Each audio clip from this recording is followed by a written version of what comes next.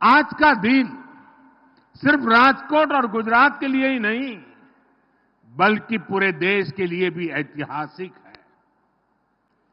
आजादी के 7 दशकों में सिर्फ 7 एम्स को मंजूरी दी गई, लेकिन वो भी कभी पूरे नहीं बन पाए। और आज देखिए, बीते सिर्फ 10 दिन में, 10 दिन के भीतर भीतर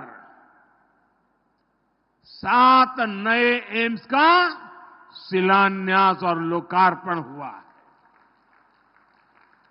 इसलिए ही मैं कहता हूं कि जो 6-7 दशकों में नहीं हुआ, उससे कई गुना तेजी से हम देश का विकास करके देश की जनता के चरणों में समर्पित कर रहे हैं।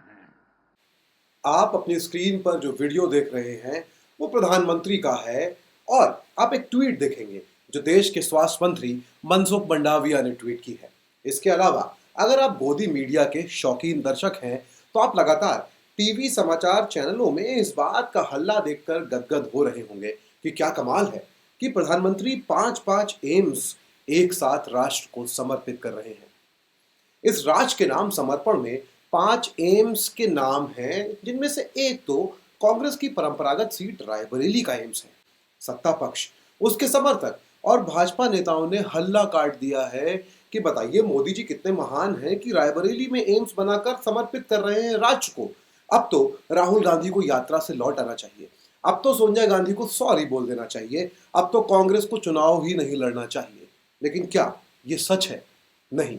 मेरा नाम है मयंक और हम ये वीडियो इसीलिए कर रहे हैं कि ये सच नहीं है। जिन एम्स को चुनाव की तारीखों के ठीक पहले राष्ट्र के नाम समर्पित किया जा रहा है वो पहले से ही न केवल ऑपरेशनल है, बल्कि कुछ का तो उद्घाटन ही प्रधानमंत्री मोदी ने किया था। वहां ओपीडी, इलाज, पढ़ाई सब चल रही है और कई जगह तो 3-4 साल से चल रही है। लेकिन चुनाव है और दिखाने के लिए मंदिर के अलावा कुछ बचा नहीं है, तो चलो खुली हुई दुकान का दोबारा उद्घाटन करवा देते हैं, किसी को पता थोड़ी चलेगा। पहले बात कर लेते हैं एम्स रायबरेली की, क्योंकि सबसे ज्यादा हल्ला उसी पर है। इस एम्स का तो भूमि पूजन भी इसी सरकार के आने के पहले हो चुका था। सोनिया गांधी की ये तस्वीर इसी एम्स के भूमि पूजन की है। एम्स रायबरेली का अप्रूवल फरवरी 2009 में पीएम स्वास्थ्य सुरक्षा योजना के फेज 2 के तहत हुआ था। पीएम स्वास्थ्य सुरक्षा योजना यानी कि PMSSY। राज्य सरकार जो उस समय बसपा की थी, उसने 148 एकड़ जमीन और केंद्र सरकार ने, यूपीए की केंद्र सरकार ने 823 करोड़ रुपए मुहैया करवाए थे। रायबरेली एम्स की ही बात कर रहे हैं आगे। 13 अगस्त 2013 को गजट नोटिफिकेशन जारी हुआ और प्रदेश सरकार यानी कि समाजवादी पार्टी की सरकार आ चुकी थी, उसने 97 एकड़ जमीन जो है केंद्र सरकार को सौंप दी, ट्रांसफर कर दी और बाकी जमीन के अधिग्रहण की प्रक्रिया शुरू हो गई। इसके बाद जुलाई 2013 में HSCC इंडिया को इसका प्रोजेक्ट मैनेजमेंट कंसल्टेंट नियुक्त किया गया। जी, हम रायबरेली एम्स की बात कर रहे हैं जो राष्ट्र के नाम समर्पित किया गया है। काम चालू होने के बाद साल 2014 में सरकार बदली और नरेंद्र मोदी प्रधानमंत्री बने। जाहिर है कि एम्स का काम 2014 के बाद ही शुरू होना था। जुलाई 2018 में इसका संकाय यानी कि विभाग, डिपार्टमेंट्स चालू हो गए, शैक्षिक सत्र चालू हो गया। अगस्त 2018 में यहां ओपीडी चालू हो चुकी थी। सिर्फ अगस्त 2018 से मार्च 2019 तक, और ये हम इस एम्स की एनुअल रिपोर्ट के हवाले से कह रहे हैं, 65,000 मरीजों का यहां पर इलाज हो चुका था। लेकिन बात सिर्फ रायबरेली एम्स की तो हो नहीं रही है। देश के स्वास्थ्य मंत्री ने जो पोस्टर जारी किया और प्रधानमंत्री ने अपने ट्विटर हैंडल से जो वीडियो और जानकारियां साझा की हैं, उसके मुताबिक 4 और एम्स हैं जो इस एक ही दिन में राष्ट्र के नाम समर्पित हुए हैं, यानी कि कुल 5 एम्स राष्ट्र के नाम समर्पित हुए हैं। तो बाकी एम्स जो राष्ट्र के नाम समर्पित हुए हैं उनकी बात करते हैं। लेकिन उसके पहले ये बता दें कि देश के अलग अलग इलाकों में ये एम्स खुले कैसे। आजादी के 7 दशकों में सिर्फ 7 एम्स को मंजूरी दी गई, लेकिन वो भी कभी पूरे नहीं बन पाए। और आज देखिए, बीते सिर्फ 10 दिन में, 10 दिन के भीतर भीतर 7 नए एम्स का शिलान्यास और लोकार्पण हुआ है।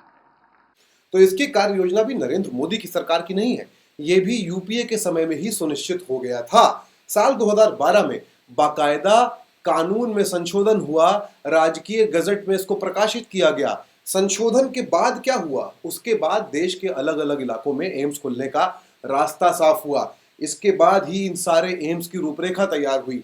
पीएमएसएसवाई यानी कि प्रधानमंत्री स्वास्थ्य सुरक्षा योजना की शुरुआत में यूपीए के समय इस लिस्ट में पटना, भोपाल, रायपुर, भुवनेश्वर और ऋषिकेश में एम्स की स्थापना का ऐलान किया गया। दिलचस्प बात क्या है? दिलचस्प बात यह है कि उस समय इनमें से किसी भी राज्य में कांग्रेस या यूपीए की सरकार नहीं थी। खैर, इससे आपको क्या फर्क पड़ेगा, क्योंकि ये सब राष्ट्र को समर्पण के नाम पे नहीं किया गया था। आते हैं अगले एम्स पर। एम्स बठिंडा। एम्स बठिंडा इसी योजना का नरेंद्र मोदी की सरकार में विस्तार था। शिलान्यास यानी कि फाउंडेशन स्टोन यानी कि नींव रखने प्रधानमंत्री खुद गए थे। साल था 2016, महीना था नवंबर। पंजाब में तब एनडीए की सरकार थी। एनडीए की या इसी एम्स या कहें तो अकाली दल और भाजपा की इस सरकार की माने तो ये 2019 में ही ऑपरेशनल हो गया था। पढ़ाई का पहला बैच शुरू हो चुका था और तो और दिसंबर 2019 में ओपीडी भी शुरू हो गई थी। साल 2020 में ये एम्स अपने नए कैंपस से चलने लगा था। इसकी खुद की वेबसाइट क्या कह रही है वो एक बार सुन लीजिए और देख लीजिए। अब तक यहां पर 13,25,796 लोग ओपीडी में, 45,495 लोग आईपीडी में, 21,364 लोग ट्रॉमा और इमरजेंसी में इलाज करवा चुके हैं। इसके अलावा यहां अब तक 26,52,673 लैब टेस्ट हो गए हैं। कमाल है ना कि इसे अब राष्ट्र को समर्पित किया जा रहा है और आपको ये तमाशा झूठ नहीं लगता, धोखा नहीं लगता। चलिए बंगाल लिए चलते हैं आपको। एम्स कल्याणी के बारे में थोड़ा सा जान लेते हैं। पश्चिम बंगाल में इस एम्स को 2012 में ही 12वीं पंचवर्षीय योजना के तहत प्रस्तावित कर दिया गया था। बस इसकी जगह उस समय रायगंज में थी, जो राजधानी कोलकाता से 400 किलोमीटर दूर था। जून 2014 में जब मोदी सरकार आई और नया बजट लाई तो इसे राजधानी से 50 किलोमीटर दूर कल्याणी में बनाने का फैसला किया गया। बड़ा फैसला था, लेकिन मूल प्रस्ताव यूपीए का ही था। खैर, इसे आगे ले जाने में कोई बुराई तो नहीं थी। 2014-15 की बजट स्पीच में नए आए वित्त मंत्री अरुण जेटली ने इसकी घोषणा की। मार्च 2015 में केंद्रीय कैबिनेट ने इसको मंजूरी दी। अक्टूबर 2015 में इसके लिए 1,754 करोड़ रुपए का बजट आवंटित हुआ और फिर पश्चिम बंगाल सरकार ने इसके लिए 179.82 एकड़ जमीन भी केंद्र सरकार को हाथ के हाथ ट्रांसफर कर दी। एम्स कल्याणी में पहला बैच सितंबर 2019 में शुरू हुआ और ये तभी से ऑपरेशनल है। पहले बैच की क्लासेस इस कैंपस में नहीं हुई, पर हॉस्टल उसी समय चालू हो चुका था। उसके बाद से न केवल कैंपस में ही क्लासेस हो रही हैं, बल्कि 27 जनवरी 2021 को यहाँ कैंपस में ओपीडी सर्विस चालू हो गई और साथ ही general medicine, general surgery, gynaecology, paediatrics, dermatology, ophthalmology, ENT और साइकियाट्री के विभाग भी चालू हो गए थे। ये एम्स कितने समय से ऑपरेशनल है, इसके लिए आप चाहें तो एम्स कल्याणी के फेसबुक पेज पे जा सकते हैं, जहां राष्ट्र के नाम अब समर्पण का पोस्टर प्रमोशन भी है। तो पिछले 3 सालों की ऑपरेशनल होने की तस्वीरें भी, लेकिन राष्ट्र के नाम समर्पण अब हुआ है, अब साल 2024 में जब लोकसभा चुनाव आने वाले हैं। अब इसी राष्ट्र के नाम समर्पण की सूची में अगला एम्स कौन सा है? यह है आंध्र प्रदेश का एम्स मंगलगिरी। प्रधानमंत्री स्वास्थ्य सुरक्षा योजना के चौथे चरण में आंध्र प्रदेश में भी एक एम्स का ऐलान 2014-15 में नई सरकार के नए बजट में हुआ था, जिसके तहत आंध्र प्रदेश में एक एम्स बनाने की बात थी। तो आंध्र प्रदेश के गुंटूर जिले में मंगलगिरी में एम्स का निर्माण शुरू हुआ। इसका शिलान्यास किया तब के केंद्रीय स्वास्थ्य मंत्री रहे और अब भाजपा के अध्यक्ष जगत प्रकाश नड्डा ने, और उस समय के शहरी विकास और गरीबी उन्मूलन मंत्री और बाद में देश के वाइस प्रेसिडेंट बने एम वेंकैया नायडू ने दिसंबर 2015 में इसके लिए भी केंद्रीय कैबिनेट ने 1,698 करोड़ रुपए का, माफ कीजिएगा 1,618 करोड़ रुपए का बजट जारी किया। साल 2018-19 का एकेडमिक सेशन हालांकि एक अस्थायी कैंपस से शुरू हुआ, क्योंकि दिखाना तो था ही कि हमने एम्स चालू कर दिया है और हमने 3 साल में ही पढ़ाई चालू करवा दी। लेकिन कैंपस पे भी पहला बैच 2020-21 में शुरू हो गया। मार्च 2021 में ही ओपीडी शुरू हो गई।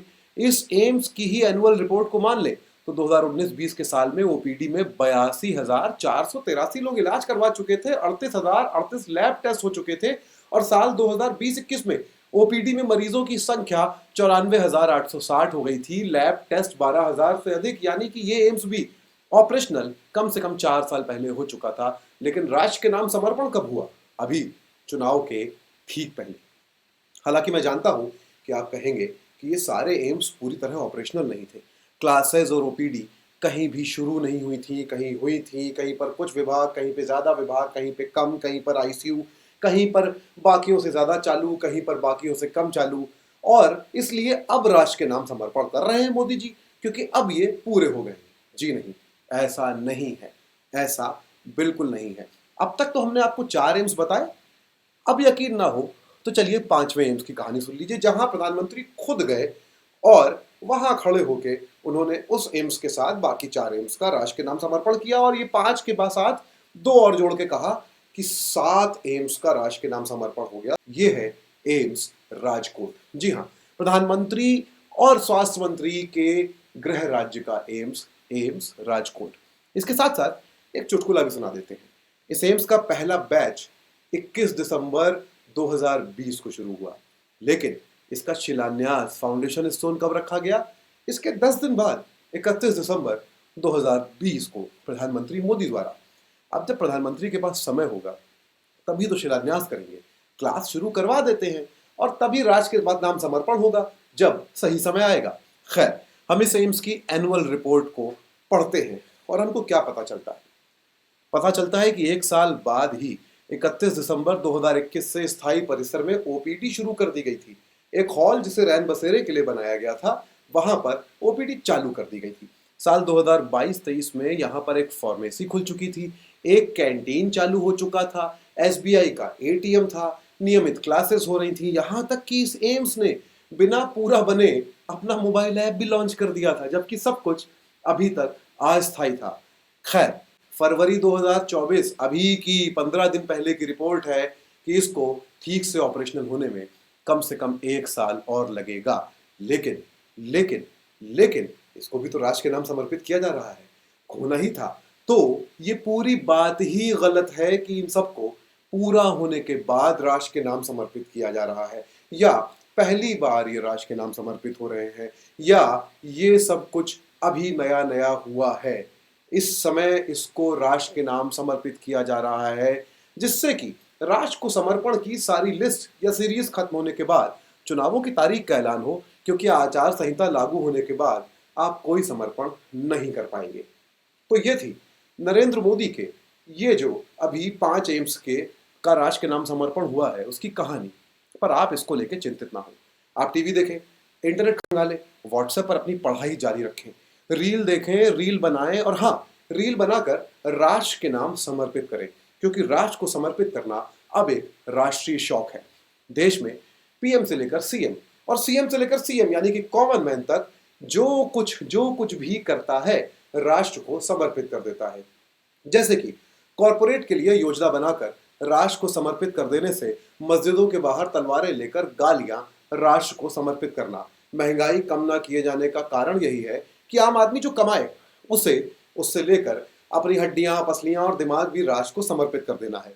प्रधानमंत्री राष्ट्र को समर्पित करने के लिए राष्ट्र के बाहर जाते हैं, गृह मंत्री राष्ट्र के लिए जनविरोधी कानून समर्पित करते हैं, वित्त मंत्री बजट में सब कुछ आपसे छीन के राष्ट्र को समर्पित कर देते हैं, रेलवे महंगी तेज रफ्तार प्रीमियम ट्रेन राष्ट्र को समर्पित करके गरीबों से तालियां बजवा लेता है, उद्योगपति राष्ट्र के नाम इलेक्टोरल बॉन्ड समर्पित करता है, सांसद संसद के अंदर गालियां राष्ट्र के नाम समर्पित करते हैं, मुख्यमंत्री सड़कों पर कीले लगवा के राष्ट्र के नाम समर्पित कर देते हैं, विधायक रिजॉर्ट में अपना विश्वास मत जो है वो राष्ट्र के नाम समर्पित कर देते हैं, और आप अपने हिस्से की ऑक्सीजन कोविड के दौरान राष्ट्र के नाम समर्पित कर देते हैं। तो राष्ट्र अब समर्पण का प्रतीक बन चुका है। आप वैसे ही सवाल ना करके रोजगार, महंगाई, शिक्षा, स्वास्थ्य की जगह मंदिर और मजहब पे वोट देके अपनी पूरी नागरिकता राष्ट्र को समर्पित कर चुके हैं। आपको बधाई, आपको बधाई। पहले से चल रहे एम्स राष्ट्र को समर्पित कर दिए गए हैं। आप तालियां नहीं बजाएंगे?